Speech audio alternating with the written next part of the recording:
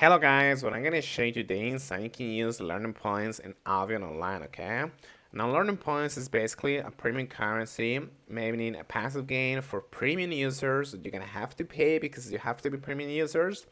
And that is gonna let you skip the grind of leveling certain skills.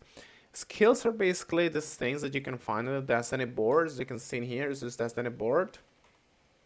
Okay, so this is something that you can do a shortcut for. Now what you have to do is you're gonna have to use the 20% rule, okay, which is you cannot use a learning point on a node immediately. You must first manually earn 20% of the required fame for that level through gameplay. For example, as you can see here, this is what I'm tracking right now. Journeyman Warriors Forge Crafter, and it's currently at 7%. If I want to increase this percentage, I'm gonna have to craft novice warrior gear, okay, in the forge and things like that.